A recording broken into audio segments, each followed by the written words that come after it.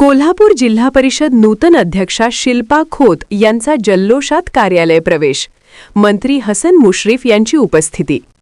कोल्हापूर जिल्हा परिषद येथे नूतन अध्यक्षा सौ शिल्पा शशिकांत खोत यांच्या कार्यालय प्रवेशाचा सोहळा उत्साहपूर्ण वातावरणात पार पडला. या कार्यक्रमाला हसन मुश्रीफ यांची प्रमुख उपस्थिती लाभली होती. सोहळ्याची सुरुवात मंत्री मुश्रीफ यांच्या हस्ते फीत कापून करण्यात आली. यावेळी उपस्थित मान्यवरांच्या साक्षीने नव्या कार्यकाळाचा शुभारंभ करण्यात आला.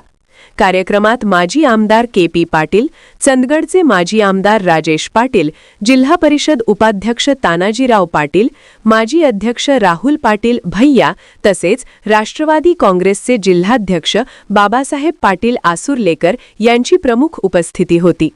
याशिवाय गोकुळचे माजी चेअरमन व विद्यमान संचालक अरुणकुमार डोंगळे, युवराज पाटील बापू, केडीसीसी बँकेचे संचालक प्रताप उर्फ भैयासाहेब माने, रणवीरसिंह गायकवाड, राष्ट्रवादी काँग्रेसचे गटनेते सुधीर देसाई आणि बाळासाहेब खाडे यांच्यासह अनेक मान्यवर उपस्थित होते.